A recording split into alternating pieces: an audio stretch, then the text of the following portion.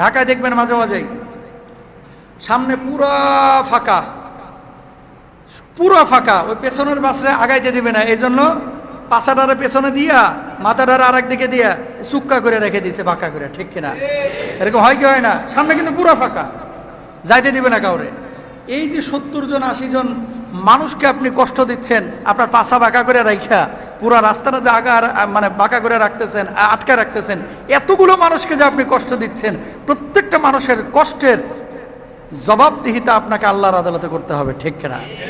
এত সুজানা মুসলমান সে কখনো আরেকজন মানুষের কষ্টের কারণ হয়ে দাঁড়াবে না, কখনো ফিতনা তৈরি করবে না, ফ্যাসাদ তৈরি করবে না। বিল্ডিং করছে বাইরে থেকে একটা মানুষ এসে, এলাকার কিছু পাতি নেতা যায় মনে করেন যাওয়ার পরে বলে 5 লাখ না দিলে বিল্ডিং তুলতে দিব না, এরকম লোক আছে না নাই? জোরে বলেন। আবার সামনের কাতারে নামাজও পড়ে। এই বেটা, তুই যে নামাজ পড়তেছিস 5 লক্ষ টাকা আরেকজনের কাছ থেকে খাইয়া তোর নামাজ ঘোড়ার ডিমও কবুল হবে না, ঠিক কিনা? যত বড় চটি লিডার হোক আর পাতি লিডারই হোক না কেন, এগুলো হারাম। এগুলো কি? জোরে বলেন, এগুলো কি? এই ফ্যাসাদ যারা তৈরি করে এরা আল্লাহর জান্নাতে যাবে না, এরা জাহান্নামে যাবে। কোথায়? জোরে বলেন, জাহান্নামে। সুতরাং বিশৃঙ্খলাকারীকে আল্লাহ পছন্দ করেন না, সীমালঙ্ঘনকারীকে আল্লাহ পছন্দ করেন না। এলাকায় আসলেই চাঁদা দিতে হবে। কেন? তুমি কে? এলাকার মালিক কি তুমি? না আমি লিডার। কি হয়েছে? তুমিও মানুষ, আমিও, ওহেও মানুষ। 2 দিন পরে হয়তো তোমার দল ক্ষমতায় থাকবে না, আরেকজন আসবে, তখন আবার সেও করবে।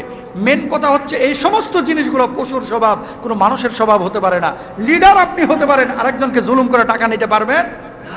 গার্মেন্টস করেছে, আপনাকে কে বলেছে ওখানে গিয়ে চাঁদা দাবি করতে? কোথায় পেয়েছেন এগুলা? কোথায় পেয়েছেন? হ্যাঁ, রাষ্ট্রকে তো সে ট্যাক্স দিচ্ছে, ট্যাক্স যদি না দেয় সে ট্যাক্স ফাঁকি মামলায় পড়বে, সে অন্যায় করলো। কিন্তু আপনাকে চাঁদা দিয়ে এখানে ব্যবসা করতে হবে, আপনাকে চাঁদা দিয়ে এখানে ব্যবসা করতে হবে, আপনি যত বড় লিডারই হন। এটা ইসলাম অনুমোদন করে। আপনি এই সমস্ত হারাম জিনিসগুলোকে নিয়ে নিজের ছেলে মেয়েকে মনে করতেছেন বড় আলেম বানাবেন, হাফেজ বানাবেন, বিশ্ববিদ্যালয়ে পড়াবেন। আপনি মনে করতেছেন আপনার বউয়ের কাছে গিয়ে সুখ পাবেন, শান্তি পাবেন। ভাই, পাবেন না। যখন থেকে আপনি হারামের মধ্যে যাবেন তখন থেকে আপনার আরাম উড়ে যাবে, ঠিক কিনা? হারাম যেদিন থেকে গ্রহণ করবেন আরাম আপনার শেষ হয়ে যাবে। সুতরাং যারা ড্রাইভার আছেন, রিক্সা চালক, ভ্যান চালক, বাস চালক, যানবাহন চালান, লিডার যারা আছেন, আপনাদের কারণে সাধারণ মানুষ যারা আছেন, আপনার কারণে আপনার কোনো প্রতিবেশী, কোনো সমাজের মানুষ যেন ক্ষতির কারণ না হয়, ইনশাআল্লাহ বলেন। নিজে কখনো আরেকজনের ক্ষতির কারণ হবেন না। শুনেন, মানুষের উপকার করতে না পারলেও কখনো মানুষের ক্ষতি করবেন না। বুঝেন নাই কথা? নিজে কোনো উপকার করতে পারতেছেন না, এটা আপনার দুর্বলতা, পারতেছেন না, কিন্তু আরেকজনের ক্ষতি করেন না, অন্তত উপকার করতে না পারলেও।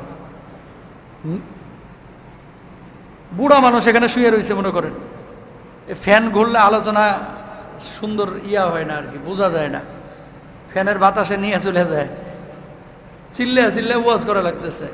এসিটা চললে ভালো থাকে। যাই হোক, ওই যে ওই গ্লাসের সমস্যা হয়েছে, এই জন্য আমাদের গেটের মুরব্বী একজন এখানে ঘুমায় আছে মনে করেন, আর আপনি ডিজে পার্টি শুরু করলেন পাশের বাড়িতে। বুড়া মানুষটা আপনারা কিছু বলতেও পারে না, আর আপনি ঢাস ঢুস ঢাস ঢুস খালি মারতেই আছেন। কানের মধ্যে বুড়ার আওয়াজ যাচ্ছে, আর আপনার ওই প্রতিটা ঢোলের আওয়াজের সাথে সাথে বুড়া আপনার অভিশাপ দিতেছে। কেউ দোয়া করবে না, কিন্তু এই জিনিসগুলো কষ্টের কারণ। খবরদার, আপনি দোকানদারি করতেছেন, পাশেও যে আরেক দোকানদার আছে চা বিক্রেতা, এটা একটু মাথায় রাখতে হবে। পাশে আরেকজন ফার্নিচারের দোকান আছে, মাথায় রাখতে হবে। আপনার ভাল লাগতেছে, ভাড়া নিছেন 8,000 টাকা দিয়ে দোকান, জোরে সাউন্ড বক্সারে গান বাজায় ধুয়ে দিলেন। পাশের যে দোকানদার, ও তো গান সহ্য করতে পারে না।